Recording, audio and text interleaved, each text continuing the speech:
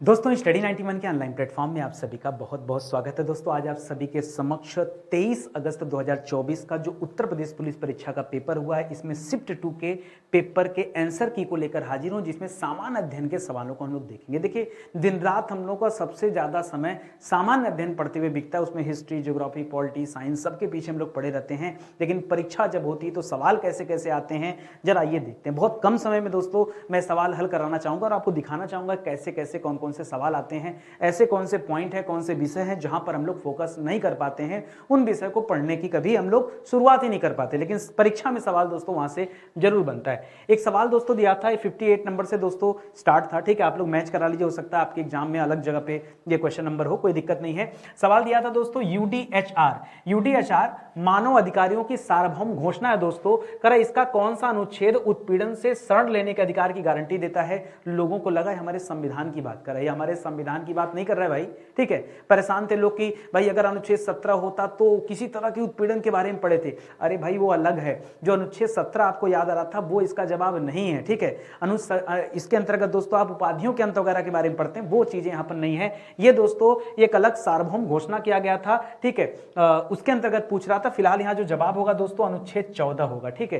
कुछ बातें जो आप यहां याद रख सकते हैं वो बात कौन कौन सी है। पहली बात याद रखेगा दोस्तों, 10 दिसंबर 1948 को दोस्तों इसे अपनाया गया था, ठीक है। 10 दिसंबर 1948 को इस यूडीएचआर को दोस्तों अपनाया गया था, ये आप याद रखेगा। उसी के अनुच्छेद 14 में दोस्तों क्या बताया गया है, उत्पीड़न से शरण लेने के अधिकार की गारंटी की बात की गई है, ये तथ्य आप याद रखेंगे। अगला एनपीए दोस्तों, कुछ साल पहले तक बैंकों का एनपीए बहुत ज्यादा बढ़ गया था। एनपीए तो आप सभी जान ही रहे होंगे, उस एनपीए की वजह से बैंकों पर कर्ज का बोझ बहुत ज्यादा आ गया था। यह एक तरह की गैर निष्पादित संपत्तियां थी, ठीक है, नॉन परफॉर्मिंग एसेट्स इसे आप कहते हैं। नॉन पैकेजिंग एक्शन ये नहीं जवाब होगा। बाकी दोस्तों जो है नॉन पब्लिक एसेट्स से भी गलत है, नॉन परफॉर्मिंग एक्शन से भी गलत है दोस्तों। जो सही जवाब है एनपीए का वो क्या हो जाएगा, नॉन परफॉर्मिंग एसेट्स। ऐसी संपत्तियां जो नॉन परफॉर्मिंग है वो सब इसमें आता था, डेप्ट वगैरह भी इसमें आता है, ठीक है।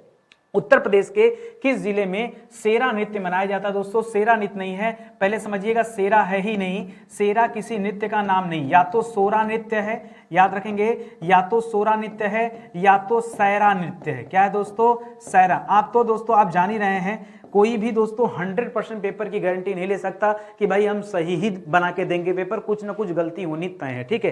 जैसे यही गलती है, आप सर्च करेंगे इस नाम की कोई नृत्य आपको नहीं मिलेगा। फिलहाल सेरा को यहां पर हम सोरा समझ लेते हैं और ये मनाया जाता दोस्तों ललितपुर में, तो याद रखेगा आपका जवाब यहां क्या हो जाएगा, ललितपुर दोस्तों, ये आपका सही उत्तर हो जाएगा। हाँ, अगर आपसे सैरा पूछता तब दोस्तों आपका जवाब क्या होता, याद रखिए, तब आप जवाब देते दोस्तों बुंदेलखंड। क्या जवाब देते, बुंदेलखंड जवाब देते। अगर यह पूछता तो, अभी नहीं पूछा तो ज्यादा दिमाग अपने तरफ से खर्च नहीं करना है, ठीक है। और आगे आइए, कह रहा व्यापक परमाणु परीक्षण प्रतिबंध, ठीक है। व्यापक परमाणु परीक्षण प्रतिबंध को क्या कहते हैं, सी माने हो जाता है कॉम्प्रिहेंसिव, टी माने हो जाता है टेस्ट, बी माने बैन, टी माने ट्रिटी। तो सीटीबीटी का नाम आप याद रखेंगे दोस्तों। ये जो सीटीबीटी है एक तरह की ट्रिटी है जिस पर अभी तक भारत और पाकिस्तान ने तो साइन नहीं किया है, ठीक है। याद रखेंगे, इस ट्रिटी को अभी भी भारत और पाकिस्तान ने साइन नहीं किया। भारत और पाकिस्तान ने क्या किया दोस्तों, साइन नहीं किया है, ठीक है, नहीं किया। क्यों, दोनों को दोस्तों एक दूसरे से भय है कहीं कुछ गड़बड़ ना हो जाए। हालांकि जो सीटीबीटी है यह एक तरह से दोस्तों यह परमाणु ऊर्जा को दोस्तों, एक तरह से जितने भी परमाणु से संबंधित कार्य उनको रोकने के ऊपर दोस्तों काम करता है, चाहे वो नागरिक हो चाहे वो सैन्य हो, दोनों उद्देश्यों के लिए सभी परमाणु विस्फोटकों पर प्रतिबंध लगाने की बात करता है यह सीटीबीटी। तो आप इसे दोस्तों याद रखेंगे। बहुत शानदार सा सवाल है, बहुत अच्छा सवाल है, परीक्षा में दोस्तों यहां से कई बार सवाल आते हैं, ठीक है। एक सवाल और आता है दोस्तों कि सीटीबीटी को दोस्तों कब लागू किया गया था, तो बहुत बाद में आया दोस्तों, यह आया था 24 सितंबर 1996 में। इतना डिटेल आपसे पूछेगा नहीं तो बहुत ज्यादा परेशान होने की जरूरत नहीं है। अगला सवाल, अर्जुन खेल पुरस्कार दोस्तों, अच्छा अर्जुन खेल पुरस्कार मैं पहले ही बता दिया, अर्जुन पुरस्कार किससे संबंधित है, खेल से संबंधित है। द्रोणाचार्य पुरस्कार जो होता है दोस्तों ये कोच लोगों को दिया जाता है, जबकि अर्जुन पुरस्कार हमेशा किसे दिया जाता है, खिलाड़ियों को दिया जाता है। ध्यान दीजिएगा, अगर आपसे अर्जुन पुरस्कार के बारे में पूछ रहा है तो अर्जुन पुरस्कार किसे देते हैं, याद रखेंगे, खिलाड़ी को दिया जाता है, खिलाड़ी को।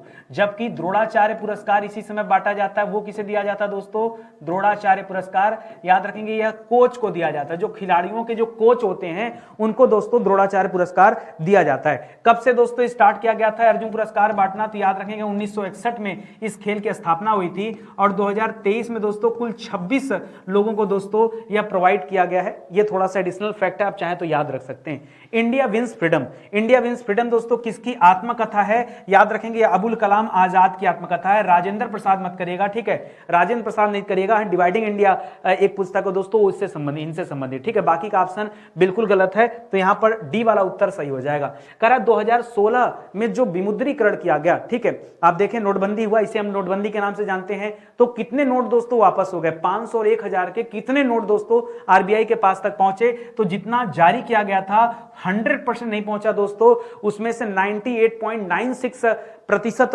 नोट ही दोस्तों पहुंचे थे आरबीआई के पास, बाकी जमा नहीं हो पाए, ठीक है। आपने देखा कई बार उन नोटों को दोस्तों जो ब्लैक मनी था, डर के मारे लोग जमा नहीं किए, उसे लोग अलग अलग जगह पे जला दिए, बहा दिए, कई बार ऐसी दोस्तों गतिविधियां देखने को मिली थी। तो ऑप्शन नंबर 1 हो जाएगा। 1993 में मानव अधिकारों पर जो विश्व सम्मेलन हुआ था वो कहां अपनाया गया था? तो पहली बात याद रखेगा 1993 में हुआ था, और कहां हुआ था दोस्तों? तो ऑस्ट्रिया में हुआ था। कहां हुआ था? ऑस्ट्रिया एक जगह दोस्तों, ऑस्ट्रिया की राजधानी वियना है, तो आप याद रखिएगा वियना घोषणा याद रखिएगा, ठीक है।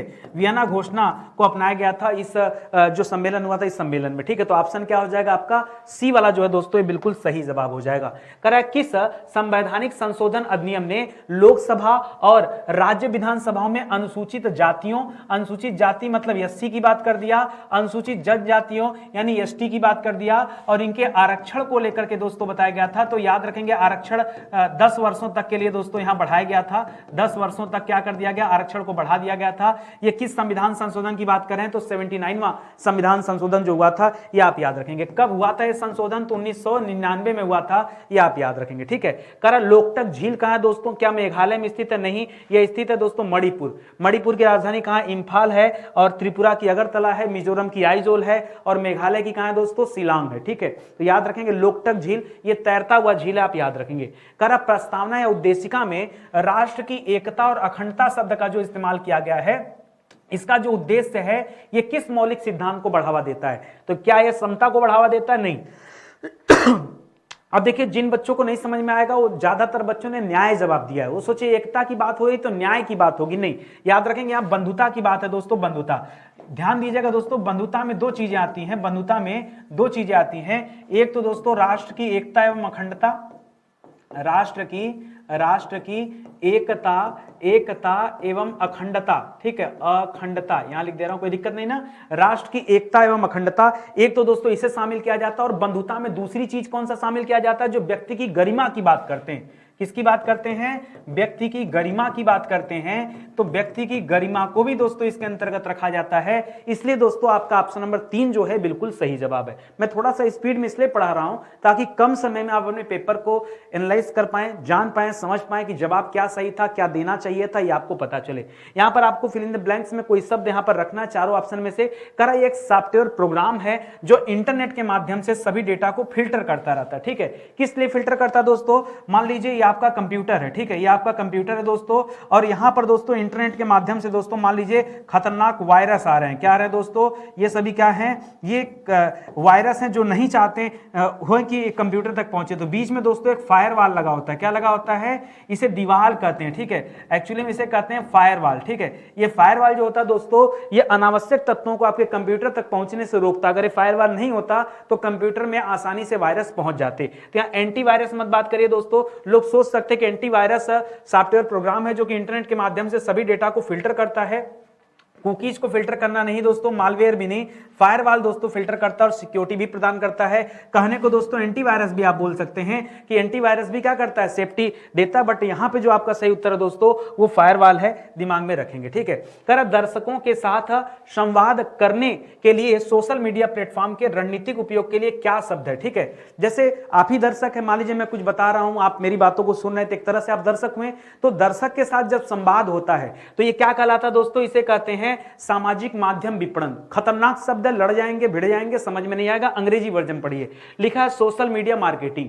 तो क्या जवाब होगा दोस्तों? ये सोशल मीडिया मार्केटिंग ही दोस्तों एक तरह से संवाद का माध्यम है। ऑनलाइन चैटिंग नहीं दोस्तों, सोशल नेटवर्किंग तो एकदम नहीं, ठीक है। और वर्चुअल इंटरेक्शन ये भी उतना ज्यादा पॉपुलर हुआ नहीं, तो क्यों इसके पीछे पड़ रहे हैं? ऑप्शन नंबर 1 कीजिए, बिल्कुल सही जवाब है। भूटान की राजधानी कहां पर दोस्तों? ब्राजीलिया तो बिल्कुल नहीं है, ब्राजीलिया ब्राजील की राजधानी है। पोर्टो नोवा भी दोस्तों नहीं है। थिम्पू दोस्तों राजधानी हमारा पड़ोसी है। और मॉर्निंग जो शिफ्ट हुआ तो दोस्तों उसमें भी एक सवाल पूछा गया था भूटान से, ठीक है, ठीक है, तो उसको भी आपने सुना होगा, देखा होगा, थंडरबर्ड पूछा गया था, ठीक है। भारत में सबसे लंबा नदी पुल कौन दोस्तों? तो अब तो भूपेन हजारिका हो गया, जो कि असम में स्थित है। जब भूपेन हजारिका नहीं बना था दोस्तों, तो पटना में, बिहार के पटना में दोस्तों जो महात्मा गांधी सेतु था वो सबसे बड़ा था। बट अब जवाब चेंज कर लीजिए। सरकार ने किसान क्रेडिट कार्ड योजना ये कब स्टार्ट किया दोस्तों? तो 1853 में। यार कुछ था ही नहीं, क्यों सोच रहे हो? यहां तो दोस्तों क्या आ गया था दोस्तों? यहां पे तो ग्लोबलाइजेशन वगैरह आ गया था, ये भी नहीं है। 95 में दोस्तों, यहां अगस्त 1998 याद रखेगा, इसी समय केसीसी आया था। किसान क्रेडिट कार्ड को क्या कहते हैं दोस्तों? केसीसी कहते हैं, ये आप याद रखेंगे। एक सवाल और आता है, मिड डे मील का सवाल खूब पूछता है परीक्षा में कि मिड डे मील योजना दोस्तों कब लाया गया? याद रखेंगे 1995 में मिड डे मील योजना आई थी, याद रखेंगे। करा भारत और वियतनाम के बीच साझेदारी से उनकी क्षेत्रीय सुरक्षा परिदृश्य में किस प्रकार परिवर्तन आएगा? थोड़ा सा डिफिकल्ट सवाल था, और गूगल सर्च करेंगे तो यहाँ के ऐसे जवाब मिलेंगे जो आप समझ ही नहीं सकते। आधा एक घंटा बर्बाद करने के बाद भी आपको अपना उत्तर नहीं मिलेगा। ऐसे सवालों का उत्तर कैसे ढूंढा जाता मैं आपको समझाता हूं। आप केवल गलत ऑप्शन को हटा दीजिए, जो बचेगा वही सही उत्तर हो जाएगा। देखिए मैं आपको समझाता हूं।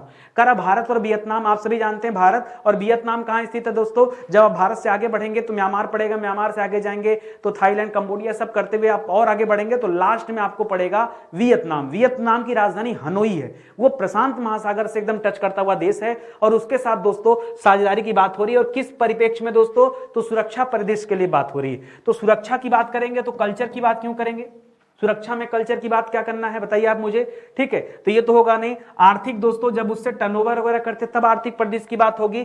अब बात आती है दोस्तों दो ऑप्शन तो कटेंगे, सी डी में से कोई एक जवाब बनेगा। या तो रक्षा सहयोग और समुद्री सुरक्षा बढ़ाने को लेकर हो सकता है, या संयुक्त परमाणु कार्यक्रम। तो परमाणु कार्यक्रम दोस्तों ये वैसे भी भारत की फजीयत हो रही विश्व में, ठीक है, कि जल्दी से आप अपने परमाणु अस्त्रों को बंद कर दीजिए, समाप्त कर दीजिए, रोक दीजिए। तो इस कार्यक्रम में भारत पढ़ना नहीं चाहेगा, ठीक है। ऑप्शन नंबर सी ही दोस्तों बचता है जो हमारा सही जवाब होगा। एक बार आप भी ढूंढ लीजिएगा कि जवाब इसका क्या है। करा जून 2024 तक लोकसभा में विपक्ष के नेता कौन थे? इसके पहले कांग्रेस की पोजीशन इतनी ज्यादा खराब थी कि विपक्ष लायक बनने का उसका मुंह ही नहीं था, ठीक है।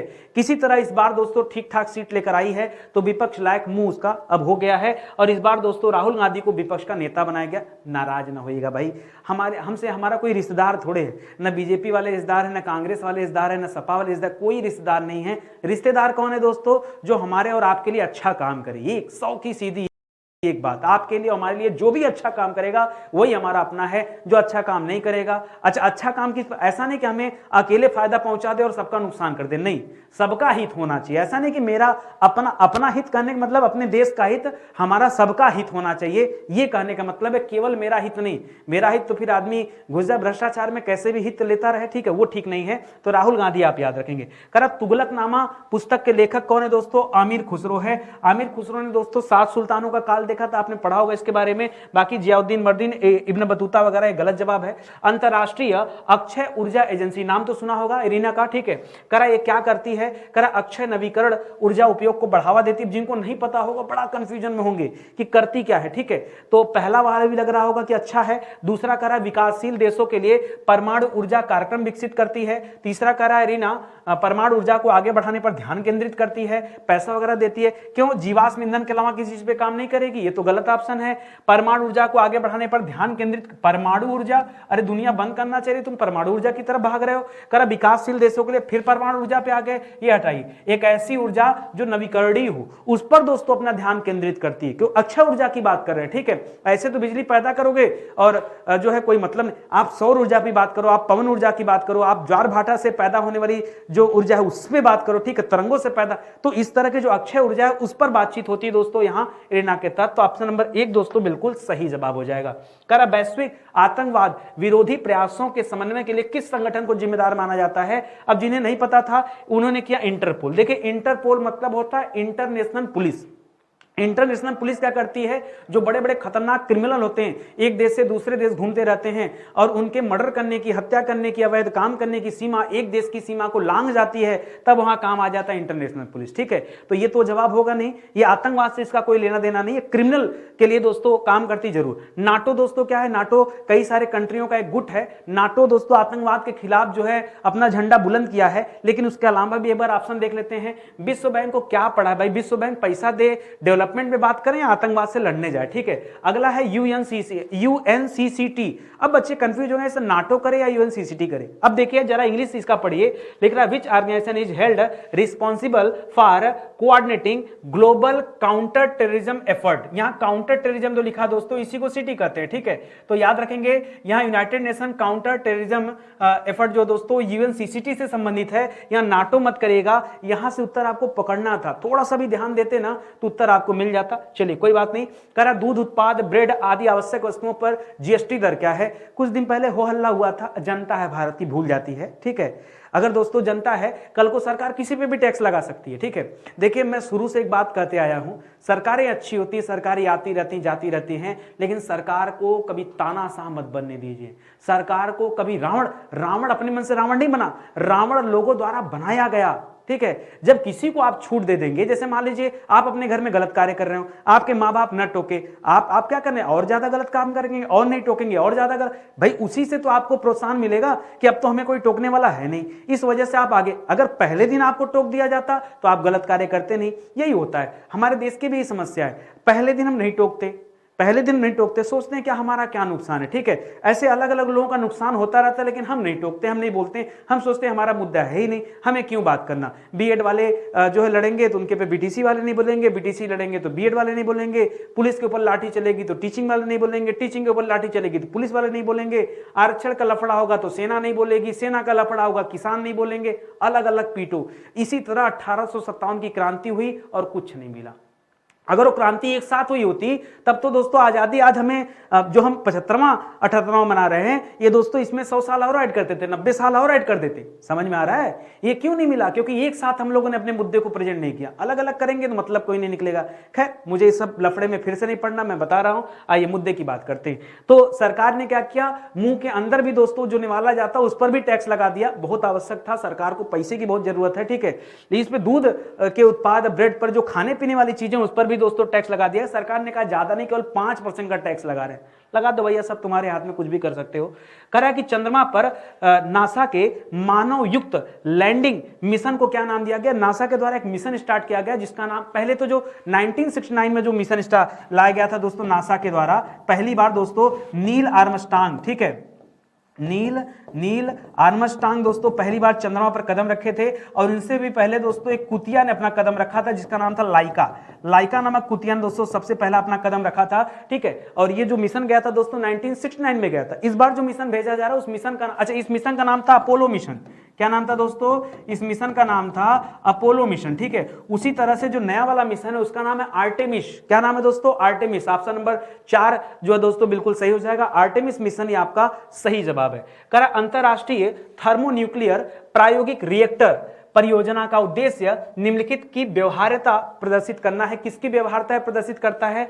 अगर थर्मोन्यूक्लियर की बात किया, देखिए आजकल हम ऊर्जा जो पैदा करते हैं ना, खास करके नाभिकीय विखंडन करके पैदा करते हैं। यहां दोस्तों एक अलग ऊर्जा पर काम हो रहा है, नाभिकीय संलयन करा के ऊर्जा प्राप्त किया जा रहा है। देखिए विखंडन कराएंगे तब तो खतरे से खाली नहीं है, लेकिन विखंडन कराने पर ऊर्जा ज्यादा मिलती है, ऐसा नहीं है भाई। सूर्य के अंदर क्या हो रहा है? विखंडन हो रहा है कि संलयन हो रहा है? वहां तो दोस्तों नाभिकीय संलयन हो रहा है ना, उसी से दोस्तों इतनी ज्यादा मात्रा ऊर्जा पैदा हो रही कि सूरज सोचिए आज नहीं कितने लाखों करोड़ों साल से और आगे कितने साल तक रहने वाला है, इतनी अनलिमिटेड एनर्जी वहां पैदा हो रही है। तो नाभिकीय संलयन पे बात कीजिए, ये वही है थर्मोन्यूक्लियर प्रायोगिक रिएक्टर। तो यहां संलयन ऊर्जा याद रखेंगे बड़े पैमाने पर और कार्बन मुक्त स्रोत के रूप में संलयन ऊर्जा, ये आपका दोस्तों सही जवाब होगा। थोड़ा सा ज्यादा पढ़ना पड़ेगा तब जाकर आप इस सवाल का सही जवाब दे पाएंगे। ठीक है, अगला सवाल दे रहा दोस्तों 14 सितंबर को क्या मनाया जाता है? मुझे लगता है ज्यादातर बच्चे तो जानते होंगे। 14 सितंबर को मनाया जाता है विश्व हिंदी दिवस। कैंसर दिवस दोस्तों कब मनाया जाता है? 4 फरवरी को मनाया जाता है। मतदाता दिवस दोस्तों कब मनाया जाता है? ये 25 जनवरी को मनाया जाता है।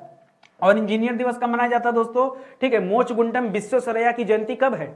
भूल गया मैं, कब है बताइए, सोचिए, दिमाग में डालिए। ठीक है, इंजीनियर डे वो कब मनाया जाता, थोड़ा सोचिए, मिल जाएगा। करा भारतमाला परियोजना ये किससे संबंधित, करा सड़क से, जलमार्ग से, हवाई अड्डा से या वानिकी से। वानिकी मतलब वन लगाना, हवाई अड्डा से नहीं, जलमार्ग से नहीं। भारतमाला परियोजना दोस्तों ये सड़क मार्ग से दोस्तों संबंधित है, ये आप याद रखेंगे। डॉक्टर डे याद आ रहा है, 1 जुलाई को डॉक्टर डे मनाया जाता है ना, वो याद रखेंगे। ठीक है, निम्नलिखित में से कौन सा त्यौहार भारत के प्रकाश त्यौहार के रूप में जाना जाता है, तो दिवाली को जाना जाता है। ठीक है, इसी दिन दोस्तों भगवान रामचंद्र जी अयोध्या वापस लौटे थे, इसी वजह से पूरा देश धूमधाम से दिवाली मनाता है, बाकी तो आप जान ही रहे हैं। भारतीय जीएसटी में निम्नलिखित में से किस प्रकार का कर प्रस्तुत किया गया है, तो जीएसटी की अगर हम बात करें, गुड्स एंड सर्विस टैक्स, यहां दो चीजों की बात होती है, एक तो गुड्स की बात होती है, दूसरा सर्विस टैक्स की बात होती है। ठीक है, सर्विस टैक्स की बात होती है, तो याद रखेंगे यहां पर सेवा कर की बात आ रही। आयकर इनकम टैक्स दोस्तों यह एक तरह का प्रत्यक्ष कर है। प्रत्यक्ष कर मतलब जिस व्यक्ति पर लगाया जाता है उसी व्यक्ति को भरना होता है। अगर इनकम टैक्स हमारे ऊपर लग रहा तो हमें भरना है, आपको नहीं। जबकि जीएसटी दोस्तों एक तरह का अप्रत्यक्ष कर होता है। ये जो जीएसटी है यह क्या दोस्तों, एक तरह का अप्रत्यक्ष कर है। अप्रत्यक्ष कर मतलब आप पर लगेगा कोई और भरेगा, हम पर लगेगा आप भरेंगे। क्यों, जीएसटी आपको ही देना है ना, हम तो आपसे वसूलेंगे। ठीक है, तो इस तरह से याद रखेंगे सेवा कर। यहां धन कर मत करेगा, संपत्ति कर मत कीजिएगा, सब दोस्तों डायरेक्ट टैक्स के अंतर्गत आते हैं। निम्नलिखित में से किसने पहली बार बुनियादी शिक्षा का दोस्तों विचार प्रतिपादित किया। अब लगा लोगों ने अलग अलग काम करें, लोगों को लगा दयानंद सरस्वती ने कहीं दोस्तों वो एक विद्यालय खोला था ना, कौन सा विद्यालय, अरे ब्रह्म समाज की स्थापना तो 1828 में किया। एक तो वेदांत कॉलेज खोला, ठीक है, और एक दो कॉलेज खोला दोस्तों, लोगों को लगा राजा राम मोहन राय कर लेते हैं। गलत जवाब ये मत कीजिएगा। ठीक है, दयानंद सरस्वती मत करिएगा, इन्होंने आर्य समाज की स्थापना किया मुंबई में 1875 में। महात्मा गांधी दोस्तों आपका सही जवाब हो जाएगा, जवाहरलाल नेहरू भी गलत जवाब है। भारत में 2020-21 में कौन सा राज्य मसालों का प्रमुख उत्पादक था, दोस्तों बच्चों ने दबा के दक्षिण भारत चले गए। सोचे वास्को डिगमो वहीं आया था, उत्तर भारत तो आया नहीं, दक्षिण भारत में आया था, कोई जवाब दे देते, नहीं समझ में आ रहा है, दबा के लोगों ने कर्नाटक तमिलनाडु कर दिया। सोचा वही जो कालीकट पर आया था वो कर्नाटक में पड़ता, कर्नाटक जवाब दे दे, कहां चले गए कर्नाटक, कर्नाटक में कहिया से मसाला होने लगा भाई। ठीक है, तमिलनाडु में कब से मसाला सबसे ज्यादा मसाला दोस्तों कहां होता है, मध्य प्रदेश में। हाँ, आज हमेशा से रहा है। हाँ, काली मिर्च पूछता तब आप कर्नाटक जाते। ठीक है, अलग अलग मसालों में अलग अलग वैरायटी की बात करें तब आप चेंज कीजिए, नहीं तो नहीं। ठीक है, असम भी दोस्तों यहां गलत जवाब हो जाएगा। जो सही उत्तर हो जाएगा दोस्तों ऑप्शन नंबर 1 राइट आंसर हो जाएगा। करा पहला life time disturbing the peace award दोस्तों किसे दिया गया, और पहला दिया गया दोस्तों, इसके प्राप्तकर्ता कौन है, तो सलमान रुश्दी को मिला है, ये भी आप याद रखेंगे। सबसे कम लिंगानुपात वाला राज्य कौन सा है दोस्तों, तो 879 लिंगानुपात है दोस्तों प्रति 1000 जो है पुरुषों पर। 1000 पुरुषों में दोस्तों सबसे कम महिलाएं। सोचिए कैसे शादी ब्याह होगा, 1000 आदमी, हम महिलाओं की संख्या 879। ठीक है, 879 तो कैसे होगा। ठीक है, इसको आप याद रखेंगे, बाकी का ऑप्शन तो दोस्तों गलत है, याद रखेंगे। अरुणाचल प्रदेश तब जवाब देते जब जनसंख्या घनत्व की बात करता। करा जनसंख्या घनत्व का मतलब क्या है, 1 इकाई वर्ग किलोमीटर। ठीक है, जैसे 1 इकाई वर्ग किलोमीटर ले लिया। ठीक है, ये क्या मान लीजिए दोस्तों, मान लीजिए 1 वर्ग किलोमीटर। ठीक है, अब भाई वर्ग है तो यहां भी 1 किलोमीटर, यहां भी वर्ग किलोमीटर, यहां भी 1 किलोमीटर, यहां भी 1 किलोमीटर, यही तो होगा। तो ये दोस्तों अब इसमें रहने वाली कुल जनसंख्या, इस क्षेत्रफल के अंतर्गत रहने वाली जो कुल जनसंख्या है, इसी को क्या कहते हैं दोस्तों, जनसंख्या घनत्व कहते हैं। तो कह रहा आकार बटा वजन, जनसंख्या का वजन ले क्या करेंगे, जनसंख्या घनत्व के लिए वजन की क्या जरूरत है, हाँ आकार की जरूरत है। करा इस संख्या और स्पेस, संख्या तो ठीक है, स्पेस से कोई स्पेस से मतलब हो सकता है, स्पेस मतलब ये जो जगह है, स्पेस का मतलब जगह, जगह और संख्या, संख्या भागे जगह नहीं होगा, ये तो ऐसे भी गलत है। स्पेस भागे संख्या ये हो सकता, आकार भागे स्पेस नहीं दोस्तों, जितना स्पेस है और जितना कुल संख्या है भाग दे देंगे तो वही दोस्तों क्या कहलाता है, पॉपुलेशन डेंसिटी कहलाता है। सबसे कम पॉपुलेशन डेंसिटी जो दोस्तों वो अरुणाचल प्रदेश की है, ये आप याद रखेंगे। ठीक है, आगे बढ़िए दोस्तों, अगले सवाल पर आइए। अगला दे रहा बायोमेट्रिक प्रौद्योगिकी का एकीकरण भारत के आंतरिक सुरक्षा ढांचे को कैसे बढ़ाता है। जो हम बायोमेट्रिक का यूज कर रहे हैं ये किस तरह से आंतरिक सुरक्षा ढांचे को बढ़ाता है, करा समग्र निगरानी को बढ़ाते हुए वास्तविक समय स्थान ट्रैकिंग प्रदान करता है। अच्छा, ये तो ठीक करता है, इसके अलावा और क्या करता है, मानव सुरक्षा कर्मियों की आवश्यकता को पूरी तरह समाप्त करता है, ऐसा कुछ नहीं है।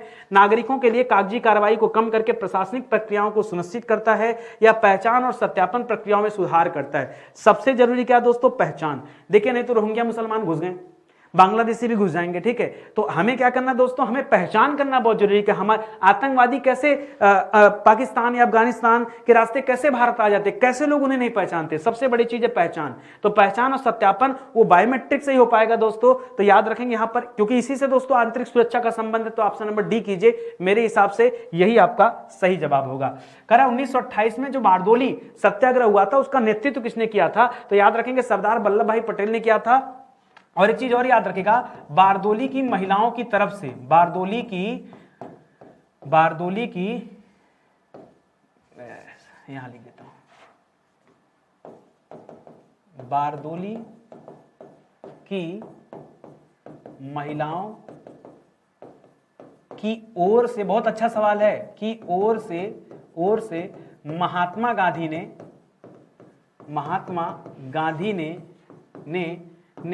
सरदार की उपाधि दी, ठीक है, सरदार की उपाधि दी, ठीक है। तो पूछता सवाल कि किसने दिया सरदार की उपाधि, लोग कहते हैं महात्मा गांधी जी ने, लेकिन महात्मा गांधी जी ने अपने से नहीं दिया, बारदोली की महिलाओं की तरफ से दिया। ये लाइन भी आप जरूर याद रखिएगा। करा 2021 में इंस्टाग्राम को इंटरनेट पर दुनिया भर में सबसे अधिक इस्तेमाल किए जाने वाले सोशल मीडिया प्लेटफॉर्म पर कौन सा स्थान दिया गया है, तो नंबर 1 पर दोस्तों कौन है, सबसे पहले याद रखें, नंबर 1 पर है दोस्तों फेसबुक, सबसे ज्यादा यूजर फेसबुक के हैं। दूसरे नंबर पे किसका नाम आता है दोस्तों, दूसरे नंबर पे नाम आता है यूट्यूब का, ठीक है। तीसरे नंबर पे दोस्तों किसका नाम आता है, अब तीसरे को लेकर के आप परेशान हो जाते हैं कि सर तीसरे पे किसको रखें। यूट्यूब के बाद अब धीरे धीरे इंस्टा का प्रचलन बढ़ रहा है, और चौथे नंबर पे जाकर दोस्तों, नहीं इंस्टा मत करिए, ठीक है, पहला फेसबुक हो गया, दूसरा यूट्यूब हो गया, ठीक है। तीसरे नंबर पे दोस्तों व्हाट्सएप है, ठीक है, व्हाट्सएप है। चौथे नंबर पे जाके दोस्तों इंस्टा पहुंच चुका है, ठीक है। तो जो इंस्टा दोस्तों चौथे, पांचवें पे टिकटॉक है, आप सर्च करेंगे तो मिलेगा, अब तो खत्म हो गया, ठीक है, लेकिन ये है। तो इस तरह से दोस्तों ये चौथा स्थान हो जाएगा इंस्टाग्राम का। तीसरे पे व्हाट्सएप है, आप चेक करेंगे डेटा तो आपको मिलेगा। सब पता होना चाहिए, जनरल नॉलेज की चीजें हैं, ठीक है। करा चीन ने तिब्बत पर कब आक्रमण किया, तो सबसे पहले चीन ने तिब्बत पर हमला किया था 1930 में, लेकिन 30 तो ऑप्शन में दिया नहीं। उसके बाद दोस्तों हमला हुआ 1950 में, कब हुआ, 1950, 48, 1 मिनट। चीन ने तिब्बत पर कब, तो पहला आक्रमण जब देखिए तिब्बत वही देश है दोस्तों जहां दलाई लामा वगैरह रहते थे। अगर हमला करके कब्जा ना करता चीन तो दलाई लामा दोस्तों भारत में क्यों आते, ठीक है। तो इस वजह से दोस्तों इस चीज को भी आप याद रखेंगे। फिलहाल 1985 कीजिए, 49 नहीं, 47 में देश आजाद हुआ, 48 में हमारे यहाँ संविधान बना, 49 में लागू हुआ, 50 में हमला हुआ, दलाई लामा भारत आ गए, धर्मशाला में उन्हें जगह दिया गया। हिमाचल प्रदेश के धर्मशाला में आज वहां दलाई लामा रहते हैं, ठीक है। दलाई लामा याद रखें किसी व्यक्ति का नाम नहीं है, वो एक पद का नाम है, ये भी लोगों को नहीं पता होगा। निम्नलिखित में से किस जीव को जल प्रदूषण का जैव संकेतक माना जाता है, बहुत अच्छा सवाल था। लोगों ने कहा केचुआ, केचुआ नहीं दोस्तों, केचुआ को किसानों का मित्र कहा जाता है, किसानों का मित्र कहा जाता है। देखिए यहां भूमि वगैरह की बात आती है तो ठीक है, यहां जल प्रदूषण की बात आ रही थी। जल प्रदूषण का जैव संकेतक कौन दोस्तों, यहां मेढक को कहा जाता है। शेर और जेब्रा तो बिल्कुल जवाब नहीं होगा, मेढक दोस्तों आपका क्या हो जाएगा, इस सवाल का बिल्कुल सही उत्तर हो जाएगा, राइट आंसर हो जाएगा। और इस तरह से जीएस के जितने भी सवाल थे वो आपने बखूबी मिला लिया। इसके पहले हिंदी वाली क्लास दिया गया था, पहले वाली शिफ्ट का भी दोनों पेपर आपको कराया गया, जीएस वाला पेपर भी और हिंदी वाला पेपर भी आपको सॉल्व करा दिया गया। जो दूसरा शिफ्ट है उसका भी दोनों पेपर सॉल्व कराया जा रहा है। प्रतिदिन दोस्तों ये आपको करा दिया जाएगा, लेकिन हमारी टाइमिंग थोड़ी अलग रहेगी। हम तुरंत जो है कूद नहीं पड़ते हैं, थोड़ा समय से देते हैं। 7 बजे, 8 बजे, 9 बजे, 10 बजे, 4 आप याद करेगा, 7, 8, 9, 10, 4 जो होगा प्रतिदिन का वो उसी टाइम दोस्तों आपको सॉल्व कराया जाएगा। तो डेली इवनिंग में आप एक बार रेडी रहा करिए मिलान करने के लिए कि कितना आपने सही किया और गलत किया, ठीक है। आज का सेशन ही समाप्त होता है, मिलते हैं दोस्तों अगले लेक्चर में। तब तक के लिए बहुत बहुत धन्यवाद आप सभी का। जय हिंद, जय Bharat, thank you so much.